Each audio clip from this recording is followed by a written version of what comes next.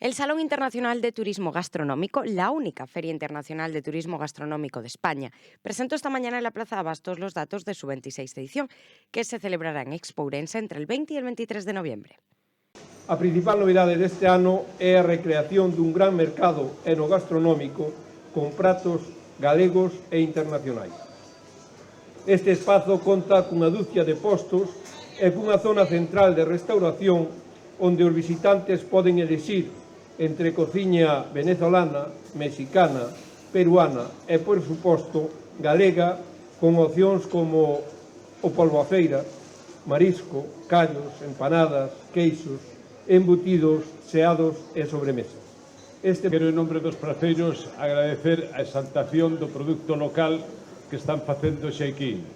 Eu dixen cociñeiros, pero debían dicir clientes da Plaza de Abastos, porque habitualmente os seus produtos nos seus restaurantes son comprados aquí na Plaza de Abastos. E que mellor marco aquí que dentro desta plaza de Abastos, donde todos os días nos visitamos aquí, nos tomamos un café a mañá, os hosteleros de aquí da cidade, sobre todo, para coñecer as novedades, os produtos, o día a día, o produto de cada día, o produto de temporada. Ofrece un centenar de actividades que se desarrollarán en 2 aulas gastronómicas de cocina en directo.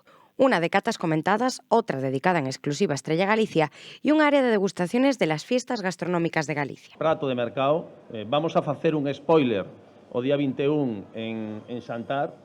A iniciativa Prato de Mercado inaugurámola, presentámola ante todos os alcaldes, esperemos que estén todos os alcaldes, en Santiago, día 25 de novembro, e facemos un avance nunha degustación, un show cooking con produtos do mercado. Temos unha gran restauración en Ourense, temos estrellas Michelin, temos cociña tradicional, temos nova cociña que además atrae día tras día, ano tras ano, fin de semana, a xente que ven a disfrutar da nosa... Efectivamente, con algunha novedade.